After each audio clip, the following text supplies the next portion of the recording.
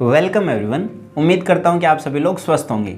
आज का वीडियो बनाते हुए मुझे बहुत ज़्यादा खुशी हो रही है। फाइनल रिजल्ट के लगभग 2 महीने और 8 दिन के लंबे इंतज़ार के बाद में मेरा अटेस्टेशन फॉर्म, जिसको प्री ज्वाइनिंग लेटर भी आप बोल सकते हैं, वो आ चुका है।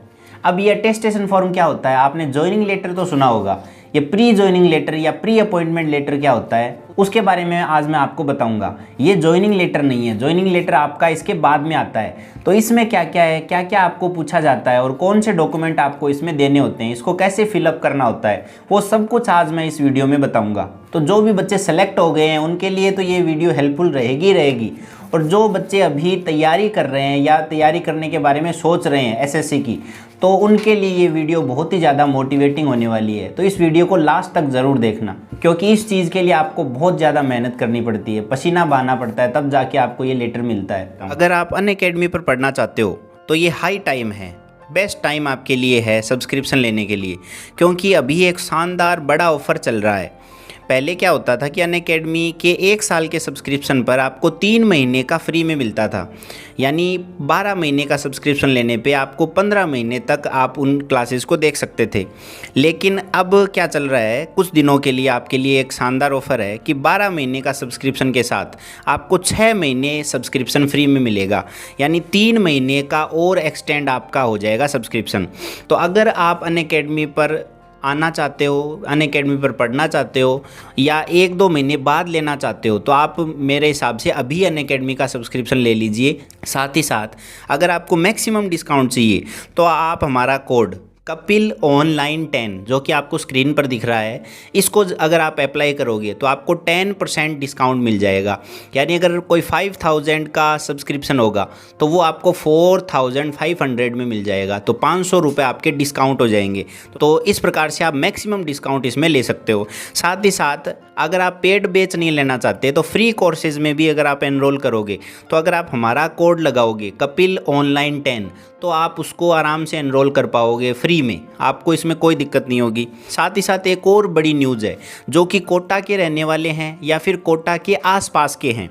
अगर आप ऑनलाइन नहीं पढ़ना चाहते हैं और अनअकैडमी पर ही पढ़ना चाहते हैं, तो आपको ऑफलाइन क्लासेस भी मिल रही है। अनअकैडमी अपना पहला ऑफलाइन स्टोर खोल रहा है कोटा में, जिसमें आपको कोटा की सारी टॉप फैकल्टीज़ पढ़ाएंगी। जितने भी बड़े बड़े टीचर कोटा के हैं वो सारे आपको इनकी क्लासेस में पढ़ाएंगे। तो अगर आपको ऑनलाइन क्लासेस में दिक्कत होती है तो आप ऑफलाइन क्लासेस भी ज्वाइन कर सकते हैं। नीचे आपको इसकी लोकेशन भी दिख रही होगी। तो देखिए, अब मैं इसको ओपन करके आपको दिखाता हूँ। इसका फ्रंट आपको दिख रहा होगा, भारत सरकार सेवार्थ, भारत सरकार की सेवा करने के लिए। ऊपर कुछ लोकेशन वगैरह दिख रही है, रैंक दिख रही है।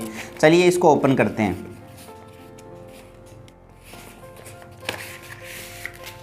देखिए इसमें आपको क्या क्या दिखेगा। सबसे पहले इसमें आपको एक लेटर दिख रहा होगा। इसमें ये पूछा गया है कि आप इसको एक्सेप्ट करना चाहते हो या नहीं करना चाहते। साथ ही साथ आपको कुछ इंस्ट्रक्शंस भी दिए हुए हैं। सबसे पहले आपको एक विलिंगनेस फॉर्म दिख रहा होगा, जिसमें ये पूछा जाता है कि आप नौकरी करना चाहते हो या नहीं करना चाहते हो। तो इसमें आपको भरना होता है, देखो सबसे पहले स्थान भरना है, अपनी जगह भरनी है। उसके बाद में आप डेट भरनी है, जिस डेट पर आप इस फॉर्म को भर रहे हो। इसके बाद में आपको रैंक भरनी है और एग्ज़ाम का ईयर भरना है ऑब्लिक लगा के। और आप आगे आपको पोस्ट भरनी है। पोस्ट तो आपको ASO ही भरनी पड़ेगी। मोबाइल नंबर भरना है, आधार नंबर, पैन कार्ड नंबर। अगर पैन नहीं बना हुआ है तो आप ज़रूर बना लेना। इसके बाद में आपको सिग्नेचर करने हैं, नाम लिखना है अपना हिंदी और इंग्लिश दोनों में। फिर आपको अभी का जो पूरा पता है, अभी आप जहाँ रह रहे हो वो पता आपको लिखना है। इसके बाद में ईमेल भरनी है और पिन कोड ज़रूर भरना है। पिन कोड कभी भी पते में आपको नहीं छोड़ना है। फिर आता है आपका मेन फॉर्म, अटेस्टेशन फॉर्म, जिसको आपको 5 बार भरना पड़ेगा। इसकी आपको 5 कॉपियाँ देनी पड़ेगी। तो देखिए, सबसे पहले आपको पूछा जा रहा है अपना पूरा नाम। इसमें आपको पहले उपनाम पूछ रहे हैं। उपनाम यानी जैसे मेरा नाम राहुल शर्मा है, तो पहले मुझे लिखना पड़ेगा उपनाम के नीचे शर्मा, और नीचे नाम के नीचे लिखना पड़ेगा राहुल। फिर इंग्लिश में आपको लिखना है शर्मा और राहुल। फिर वर्तमान पूरा पता लिखना है। फिर आपको अपने घर का पूरा पता लिखना है, यानी आप अलग रह रहे हो और आपका घर अलग जगह है, तो ये दोनों पते अलग अलग हो जाएंगे। मेरी कंडीशन में दोनों पते हैं वो सेम है। फिर यदि आप पाकिस्तान के निवासी हो, जो कि मुझे लगता है कोई नहीं होगा, तो इसमें आपको लिखना है NA, नॉट एप्लीकेबल। फिर हम आगे चलते हैं। इसके बाद में आपको कुछ इन्फॉर्मेशन मांगी गई है कि पिछले 5 साल से आप कहाँ कहाँ रह रहे हो, वो सब कुछ आपको बताना है कि कब से कब तक आप कहाँ कहाँ रहे थे, उसका पूरा पता दीजिए। और साथ ही साथ आपको क्या करना है, इसका प्रूफ भी देना है, एड्रेस का प्रूफ।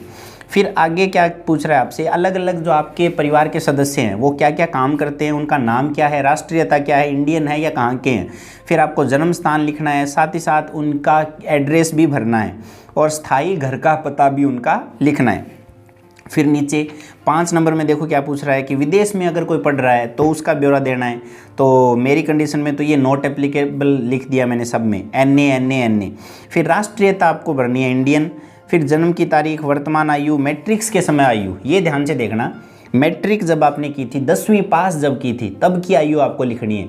यानी जो 10वीं की फाइनल मार्कशीट है उसमें नीचे जो डेट दिख रही है तब तक आपकी कितनी एज हो चुकी थी, वो सारी एज आपको ईयर और मंथ में लिखनी है, मंथ भी आपको इसमें मेंशन करना है। फिर आपका जन्म स्थान, जिला, राज्य, ये तीनों आपको कोमा लगा के लिखने हैं 8 नंबर में। फिर आपको जिला और राज्य लिखने हैं, ऐसे आप भरी दोगे। आपका रिलीजन क्या है, धर्म क्या है, आप अगर अनुसूचित जाति, जनजाति, SC ST OBC से बिलोंग करते हो तो आपको यस भरना है और वरना नो भरना है यहाँ पे। फिर आगे आपको पूछ रहा है कि 15 साल के बाद में आप कहाँ कहाँ पढ़े थे और आपने क्या क्या इसमें पूरा किया, तो वो सब कुछ आपको इसमें लिखना है। अगर आप पहले से नौकरी कर रहे हो कहीं पर तो आपको उसका पूरा ब्यौरा देना है, वरना आप यहाँ पे NA भर सकते हो, नॉट एप्लीकेबल। फिर आगे चलते हैं नेक्स्ट पेज, 4 नंबर पेज पे देखो, 12 नंबर प्रपत्र। इसमें आपको अलग अलग चीज़ें पूछ रखी है कि क्या आप कभी गिरफ्तार किए गए हैं, कभी मुकदमा आप पे चला है, ऐसी चीज़ें पूछ रहे हैं, जिसमें आपका लगभग में जवाब होगा नो नो नो नो। आपको यस को काट देना है, यस को काटना है और नो को क्या करना है, लिखना है आगे NO, नो। चलिए आगे देखते हैं। फिर आपको अपने इलाके के कुछ जिम्मेदार व्यक्ति हैं, 2 व्यक्ति, कोई भी आपके आसपास के 2 व्यक्ति, कोई अच्छे पद पर होना जरूरी नहीं है, कोई भी व्यक्ति हो सकते हैं, उनका आपको नाम लिखना है और नीचे पता लिखना है, साथ में मोबाइल नंबर लिखना है।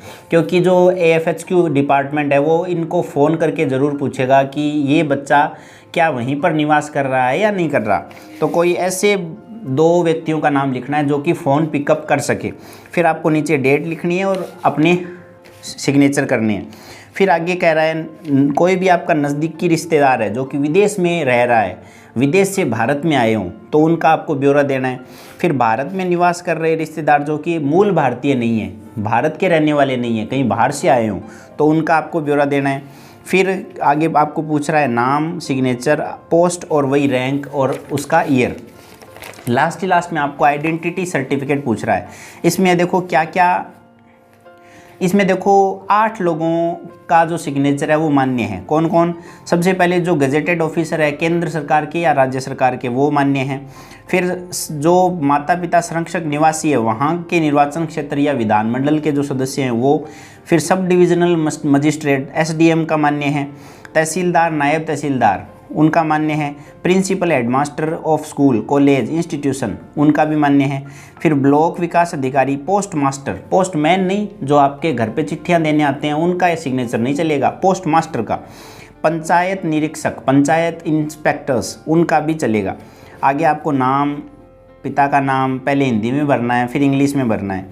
नीचे आपको सिग्नेचर, प्लेस, डेट लिख के और लास्ट में जो भी आपने भरा है, अगर कोई सब डिविजनल मजिस्ट्रेट से करा रहा है तो उनका सिग्नेचर और साथ में उनकी मोहर भी आपको लगानी पड़ेगी।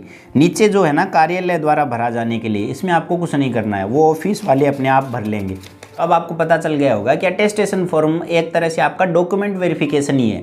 पहले आपका DV हो जाता है SSC के द्वारा और फिर आपका DV करवाता है AFHQ डिपार्टमेंट या फिर जो भी डिपार्टमेंट आप भर रहे हो, जिससे आपने पोस्ट ली है, वो डिपार्टमेंट आपसे डॉक्यूमेंट वेरिफिकेशन करवाता है पोस्ट के ज़रिए। इसके साथ साथ ही आपको कुछ डॉक्यूमेंट भी इसके साथ अटैच करने होते हैं। जैसे कौन कौन से? सबसे पहले आपको 10th की मार्कशीट और सर्टिफिकेट, फिर 12th की मार्कशीट सर्टिफिकेट, फिर ग्रेजुएशन की सारी मार्कशीट और लास्ट में ग्रेजुएशन की डिग्री। फिर आगे आप अपना सर्टिफिकेट, जो कैटेगरी सर्टिफिकेट है वो लगा सकते हो। जैसे OBC का है तो OBC का, SC ST है तो SC ST, और इसके बाद में EWS है तो EWS, ये सर्टिफिकेट्स आपको लगाने हैं। इसके बाद में आपको अपना आधार कार्ड की कॉपी आप लगा दोगे और अगर आप दिल्ली में निवास करने वाले हो, दिल्ली के रहने वाले हो, तो आपको अपना मूल निवास भी इसके साथ लगाना पड़ेगा। तो ये सारे डॉक्यूमेंट आपको इसमें चाहिए। अब आगे क्या प्रोसेस होती है देखो, अटेस्टेशन फॉर्म है ये वहाँ चला जाएगा। इसके बाद में वो पुलिस वेरिफिकेशन करवाएंगे। आपका जो भी नज़दीकी थाना है वहाँ पर आपका पुलिस वेरिफिकेशन होगा। इसके बाद में मेडिकल के लिए एक फॉर्म आएगा, वो आपको भरना पड़ेगा और वो भर के आपको भेजना है फिर से डिपार्टमेंट में। और फिर आपका लास्ट में आएगा ज्वाइनिंग लेटर। लगभग आप मान लो कि अटेस्टेशन फॉर्म आने के बाद में 1 से 1.5 महीने के बाद में आपका ज्वाइनिंग लेटर आपके हाथ में आता है। तो चलिए इस वीडियो में इतना ही। आगे भी इसी प्रकार के इन्फॉर्मेटिव वीडियोस आपको मिलते रहेंगे। अगर आपको हमारे वीडियोस पसंद आते हैं तो आप इसको लाइक और सब्सक्राइब कर सकते हैं, और अगर नहीं पसंद आते हैं तो ज़रूर कमेंट बॉक्स में लिखें कि हमें कहाँ पर सुधार करना चाहिए। धन्यवाद, बाय बाय।